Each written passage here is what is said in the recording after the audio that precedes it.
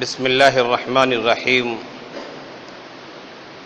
الحمد للہ رب العالمین والصلاة والسلام علی رسولہ الکریم محمد بن عبد اللہ الامین وعلی آلہ وصحبہ اجمعین اما بعد فإن اللہ تبارک وتعالی یقول فی کتابہ المجید والفرقان الحمید اعوذ باللہ من الشیطان الرجیم بسم اللہ الرحمن الرحیم یرفع اللہ الذین آمنوا منکم والذین اوتوا العلم درجات وقال تعالی فی موضع آخر انما یخشى اللہ من عباده العلماء وقال النبی صلی اللہ علیہ وسلم من سلك طریقا یلتمس فیہ علما سہل اللہ له طریقا الی الجنہ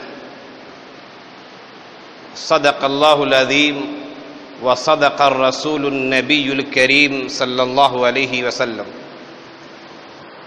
میرے عزیز طلباء، نوجوان دوستوں اور ساتھیوں، چونکہ اس مجلس میں اور مدرسے کی مسجد ہونے کی مناسبت سے طلباء کی تعداد زیادہ ہوتی ہے اور اہالیان شہر کی تعداد، محلے کے باشندوں کی تعداد کچھ کم ہوا کرتی ہے، میں نے آج کی تقریر میں کچھ ایسی باتوں کے کہنے کا اور آپ کو سنانے کا، بلکہ یہ کہا جائے کہ آپ کو فائدہ پہنچانے کا ارادہ کیا ہے جو آپ کے لیے زیادہ مفید باتیں ہوں۔ باتیں ہوں گی وہ یقیناً آپ طلبہ کے لیے بھی مفید ہوں گی، اور جو محلے سے دوست و احباب نماز کے لیے آتے ہیں، تقریر سننے کے لیے آتے ہیں، یقیناً ان کے لیے بھی یہ باتیں مفید ہوں گی، لیکن ان باتوں کا بالخصوص آپ حضرات سے تعلق ہے اور بالعموم تمام لوگوں سے تعلق ہے۔ سب سے پہلے ہم آپ کو جامعہ کی اس مسجد میں، جسے جامع عمر بن الخطاب کہا جاتا ہے، مسجد عمر بن خطاب جو جامعہ کی مرکزی مسجد ہے، اس مسجد میں اور جامعہ کی اس وسیع و عریض صحن میں اور اس کی چہار دیواری میں نئے طلبہ اور پرانے طلبہ ہم تمام حضرات کا تہہ دل سے استقبال کرتے ہیں اور خوش آمدید کہتے ہیں۔ اللہ کا فضل اور اس کا احسان ہے کہ اللہ نے آپ کو علوم شریعت کے لیے منتخب کیا ہے۔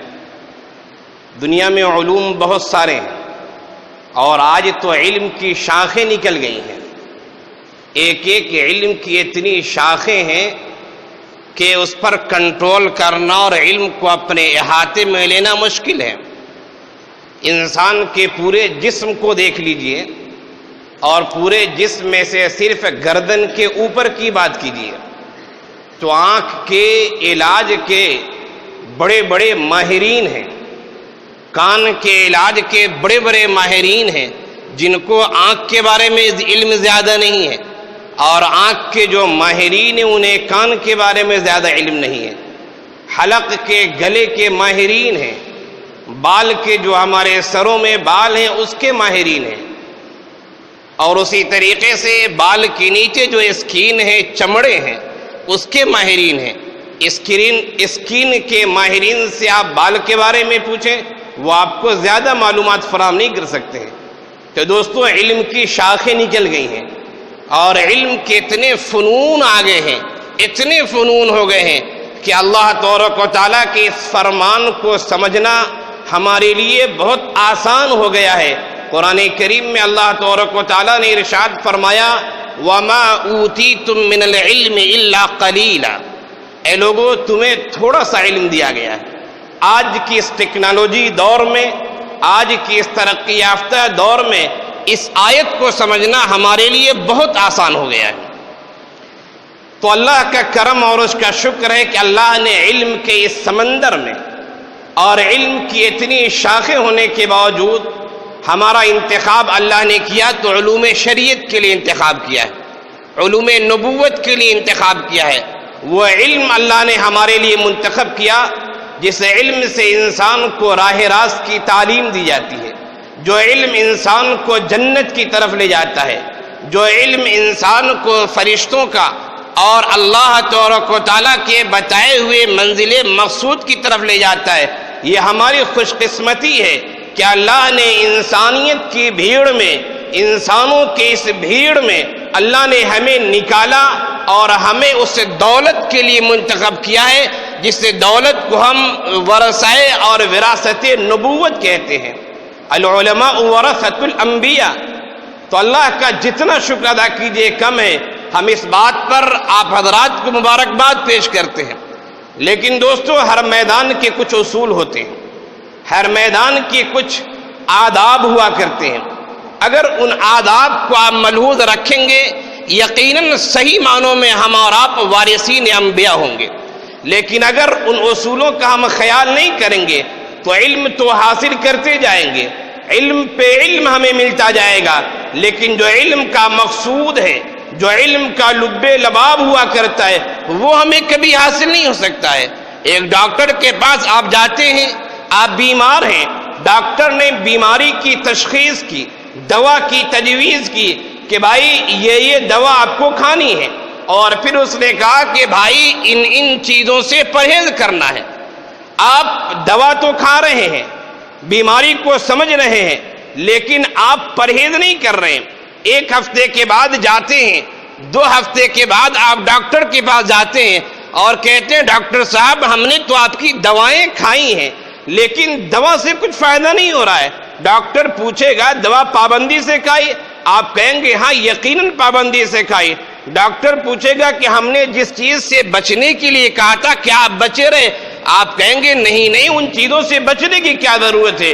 ڈاکٹر فوراً کہے گا کہ دوا کے فائدہ نہ ہونے کی وجہ یہ ہے کہ آپ کو جن چیزوں سے ہم نے منع کیا تھا آپ ان چیزوں سے رکے نہیں، آپ کو ان چیزوں سے رکنا چاہیے تب آپ کو دوا کا فائدہ ہوتا۔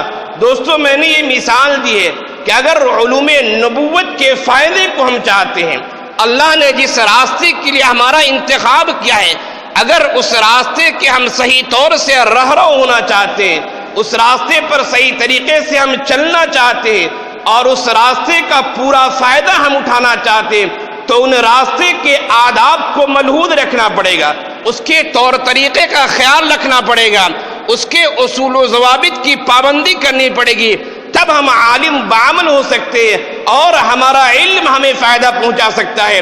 اگر ہم نے ایسا نہیں کیا، راستے کے آداب کا خیال نہیں کیا ہے اور اس پرپیچ وادی کے جو ہم مسافر بنے ہیں، اگر ہم نے ان کے اصول کو ملحوظ نہیں رکھا ہے تو ہمیں یہ راستہ فائدہ نہیں پہنچا سکتا ہے۔ پھر ہماری مثال ویسی ہو جائے گی جیسے قرآن کریم نے اہل کتاب کے بارے میں کہا ہے کہ ان لوگوں کی مثال ایسی ہے، مثل الذین حملوا التوراۃ ثم لم يحملوها كمثل الحمار يحمل اسفارا، کہ اہل کتاب کی مثال ایسی ہے جیسے مثال گدھوں کی ہوتی ہے۔ گدھوں پر کتابیں لا دیجیے، پورا کتب خانہ لا دیجیے، گدھا کتاب کے ہونے کی وجہ سے کبھی صاحب علم نہیں کہلا سکتا ہے۔ آپ کے پاس علم کا سمندر ہو، علم مبارک ہے آپ کے لیے، لیکن اگر آپ نے علم کے تقاضوں پہ عمل نہیں کیا ہے، علم کے آداب کا خیال نہیں رکھا ہے، علم کے اصول و ضوابط کا پاس و لحاظ نہیں کیا ہے، علم کے طور طریقے کو صحیح طریقے سے نہیں اپنایا ہے تو ہماری مثال ان گدھوں جیسی ہو جائے گی جن گدھوں پر کتابیں تو لاد دی گئی ہیں لیکن کتاب لادنے سے اس گدھے کو عالم اور صاحب علم نہیں کہا جا سکتا ہے۔ اس راستے کے بہت اصول ہیں دوستو، یہ راستہ بہت پرپیچ راستہ ہے۔ بہت سارے لوگ تو خوشی خوشی یہاں آئے ہوں گے اور بہت سارے لوگ شاید اپنی غربت اور پریشانی کی وجہ سے آئے ہوں گے اور بہت سارے لوگوں کو ان کے والدین نے زبردستی یہاں بھیجا ہوگا۔ خیر آپ جس طرح سے بھی آئے ہوں، یہ راستہ بہت پرپیچ ہے یہ راستہ نبیوں کا راستہ ہے. اور قرآن کریم کی تلاوت کیجیے, تفسیر پڑھیے, نبیوں کے ساتھ کیا نہیں ہوا ہے. خود انبیاء کرام کو ان کے خاندان والوں نے گھروں سے نکال دیا ہے. اللہ کے رسول صلی اللہ علیہ وسلم کی سیرت کو دیکھ لیجیے. اور صرف اللہ کے رسول صلی اللہ علیہ وسلم کی سیرت ہی کی بات نہیں, جن جن انبیاء کا تذکرہ ہمارے پاس موجود ہے اور ہمیں ملتا ہے, ان انبیاء کی سیرت دیکھ لیجیے. ان کی زندگی کتنی پرپیچ وادیوں سے گزری ہے, کتنے مسائل ان کے ساتھ پیش آئے ہیں. تو یہ نبیوں کا راستہ ہے. مسائل پیدا ہوں گے, دوران طالب علم بھی ہوں گے, اور علم کی رسمی فراغت کے بعد ہوں گے. لیکن ہمیں خوش اس بات پر ہونا چاہیے کہ پریشانی ہو تو ہو, لیکن نبوی اور اللہ کے رسول کے طریقے کی اتباع اور ان کے مشن کو پھیلانے کی توفیق مل رہی ہے ہمیں.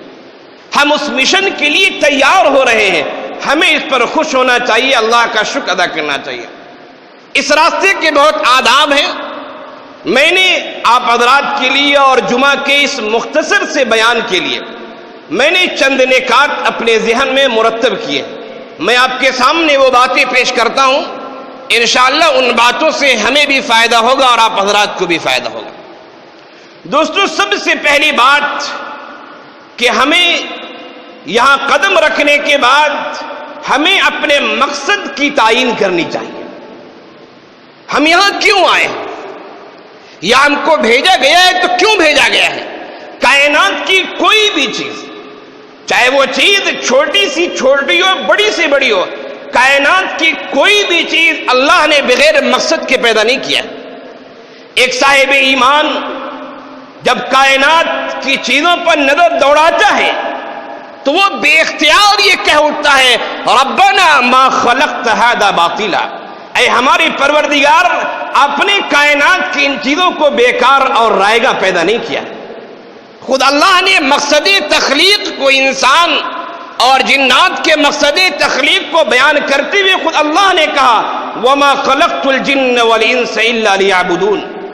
اور پھر اللہ نے جو انبیاء کرام کو بھیجا ہے, انبیاء کرام کی بعثت کے بھی مقصد کو بتایا ہے, اور خاص طور سے اہل عرب کو خطاب کیا, هو الذی بعث فی الامیین رسولا منہم یتلو علیہم آیاتہ ویزکیہم ویعلمہم الکتاب والحکمہ. اے امی حضرات, تم میں ایک رسول آیا ہے جس کو اللہ نے بھیجا ہے.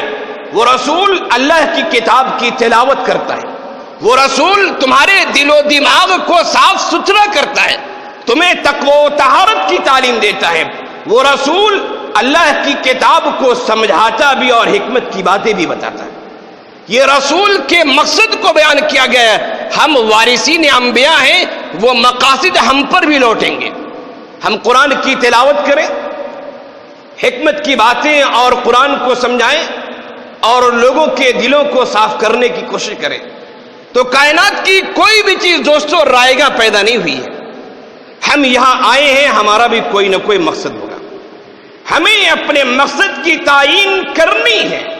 وہ انسان جو بغیر منزل کے معلوم ہوئے راستہ چلتا رہتا ہے, اس انسان کو کوئی ہوش مند اور عقل مند نہیں کہہ سکتا ہے.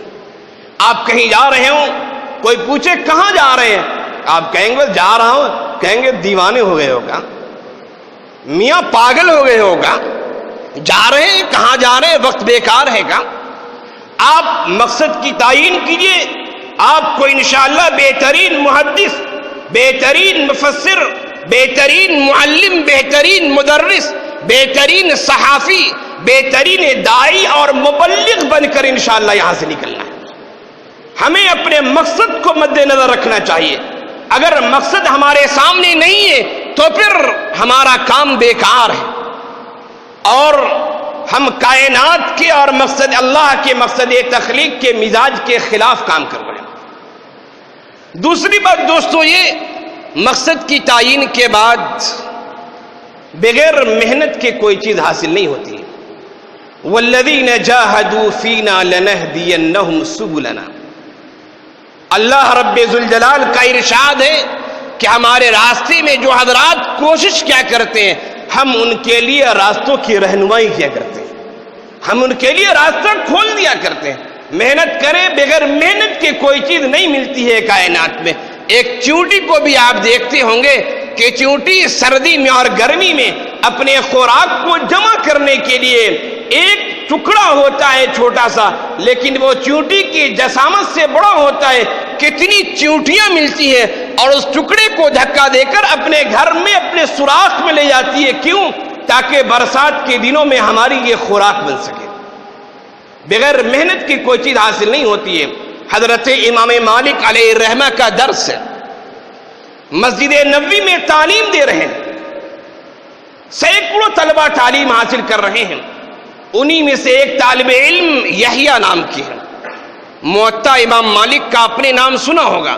موطا امام مالک حدیث کی بہت معتبر اور بہت اونچی کتاب ہے.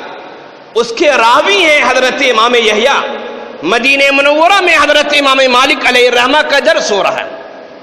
اچانک ہنگامہ ہوا کہ ہاتھی آ گیا, ہاتھی آ گیا. عرب میں ہاتھی بہت نایاب چیز ہے. حضرت امام مالک بیٹھے ہوئے ہیں, تمام طلبہ ہاتھی کو دیکھنے کے لیے چلے گئے. حضرت امام یہ تشریف فرما ہے, وہ اندلس سے تشریف لائے ہیں, مغرب سے تشریف لائے. امام مالک علیہ الرحمہ کو تعجب ہوتا ہے, کہتے یحییٰ تمام طلبہ چلے گئے, سب شاگرد ہاتھی کو دیکھنے چلے گئے, تمہارے ملک اندلس میں ہاتھی نہیں ہوتا ہے, تم دیکھنے کے لیے کیوں نہیں گئے؟ قربان جائیے امام یحییٰ پر. وہ کہتے ہیں اے میرے استاد گرامی, میں اندلس سے آپ کو دیکھنے کے لیے اور درس سننے کے لیے آیا ہوں, میں مدینے میں ہاتھی دیکھنے کے لیے نہیں آیا ہوں. ہمیں بھی آپ کو اس سے نصیحت حاصل کرنی چاہیے. بغیر محنت کے کوئی چیز دوستو حاصل نہیں ہوتی. تیسری چیز یہ دوستو کہ محنت کے ساتھ آداب کا بھی ملحوظ رکھنا ضروری ہے. آداب کس چیز کے؟ اساتذہ کے آداب, کتابوں کے آداب, درسگاہ کے آداب, بڑے اور چھوٹوں کے آداب. ان آداب کا ہم خیال رکھیں گے تب علم میں ہمیں ترقی ملے گی. اگر ان آداب کا خیال نہیں رکھتے تو ہمیں علم میں ترقی کبھی نہیں مل سکتی. عالم تو ہو جائیں گے, ڈگری ہولڈر ہو جائیں گے, لیکن ہمیں حقیقی ترقی نہیں مل سکتی ہے. حضرت امام شافعی علیہ الرحمہ فرماتے ہیں کہ میں اپنے استاد حضرت امام مالک علیہ الرحمہ کے پاس بیٹھتا تھا تو کتاب کے ورق بھی اتنے آہستہ سے پلٹتا تھا کہ حضرت امام مالک کو کہیں آواز پہنچ جائے, کچھ تکلیف نہ ہو جائے, انہیں کچھ خلل نہ ہو جائے. آداب کا خیال رکھنا بہت ضروری ہے دوستو. جن بچوں کے جو بچے مدرسے میں پڑھتے ہیں ان کے سرپرستوں کو بھی چاہیے کہ وہ اس بات کو ملحوظ رکھیں, اس بات کو سمجھیں. وہ ہارون رشید اپنے وقت کے بہت بڑے خلیفہ تھے. انہوں نے اپنے 2 لڑکوں کو حضرت اسماعیل کے پاس تعلیم کے لیے بھیجا. ایک دفعہ اچانک ہارون رشید تشریف لے آئے, خلیفہ وقت ہیں, سپر پاور طاقت کے حاکم ہیں. تشریف لاتے ہی دیکھتے ہیں کہ حضرت امام اسماعیل وضو کر رہے ہیں. میرا بچہ پانی ڈال رہا ہے. کس کا بچہ ہے؟ بادشاہ کا لڑکا ہے, شہزادہ ہے جو آئندہ بادشاہ بننے والا ہے. ہارون رشید غصے میں آ گیا. غصے میں اس وجہ سے نہیں آیا کہ شہزادے سے پانی ڈلوا رہے ہیں, اس وجہ سے نہیں. غصے میں اس وجہ سے وہ بادشاہ آیا کہ حضرت امام اسماعیل بچہ پانی ڈال رہا ہے, آپ اپنے ہاتھ سے پاؤں دھو رہے, ایسا نہیں ہونا چاہیے. علم کے ساتھ آپ اسے ادب بھی سکھائیے. ایک ہاتھ سے میرا لڑکا شہزادہ پانی ڈالے اور دوسرے ہاتھ سے وہ آپ کا پاؤں مبارک دھوئے, تب علم آئے گا. دوستو علم کے آداب کا خیال رکھنا ضروری ہے. چوتھی بات دوستو یہ کہ معصیت سے بچنا اور گناہ سے بچنا ضروری ہے. بغیر گناہوں سے بچے ہوئے علم کے راستے کو ہم صحیح طرح سے طے نہیں کر سکتے. حضرت امام شافعی علیہ الرحمہ نے اپنے استاذ حضرت امام وکی سے یہ شکایت کی تھی کہ سبق یاد تو کرتا ہوں, بھول جاتا ہوں. امام شافعی خود ذہین و فتین اور بچپن سے صاحب تقویٰ تھے. لیکن ان کے استاد نے جو بات کہی اس کو حضرت امام شافعی علیہ الرحمہ نے شعر میں پیش کیا ہے. فرمایا شکوت الی وکیع سوء حفظی، شکوت الی وکیع سوء حفظی فاوصانی. یہ اشعار کے مختلف نسخے ہیں، بعض میں اوصانی ہے، بعض میں ارشدنی ہے، اس طرح دوسرے الفاظ بھی ہیں. کہا شکوت الی وکیع سوء حفظی فاوصانی الی ترک المعاصی واخبرنی ان العلم نور ونور اللہ لا یعطی لعاصی. میں نے اپنے استاد حضرت وکی سے شکایت کی تو انہوں نے کہا کہ سنو، یہ علم جو ہے اللہ کا نور ہے، اور اللہ کا نور کبھی گنہگاروں کو نہیں مل سکتا ہے. اس لیے دوستو برائیوں سے اجتناب کرنا ضروری ہے. اور پانچویں چیز دوستو یہ جو اگرچہ آخر میں کہہ رہا ہوں لیکن حقیقت میں وہ پہلے نمبر کی بات ہے کہ ہمیں اپنے تعلیم کے تئیں، اپنے عمل کے تئیں ہمیں مخلص ہونا چاہیے. اگر اللہ کے لیے ہم یہ تعلیم حاصل نہیں کر رہے ہیں تو خدا کی قسم ہماری محنتیں رائے گاں ہو جائیں گی. ہم بڑے عالم ہو جائیں گے، بڑے مقرر ہو جائیں گے، بڑے داعی اور مبلغ ہو جائیں گے، سینکڑوں کتابیں ہمیں آ جائیں گی، لیکن میں اس مسجد میں ممبر پہ کھڑے ہو کے کہہ رہا ہوں کہ اگر ہم اپنی تعلیم میں مخلص نہیں ہیں، اللہ کے واسطے یہ کام نہیں کر رہے، شہرت و ناموری کے لیے کر رہے، جوہلا پر اپنی حیثیت کو بتانے کے لیے کر رہے، علماء سے مناظرے کے لیے کر رہے، یا دنیا کے کسی عہد و منصب کے حصول کے لیے کہہ رہے، تو میں اللہ کی قسم کھا کے کہتا ہوں کہ ہمارا نتیجہ کبھی اچھا نہیں ہو سکتا ہے.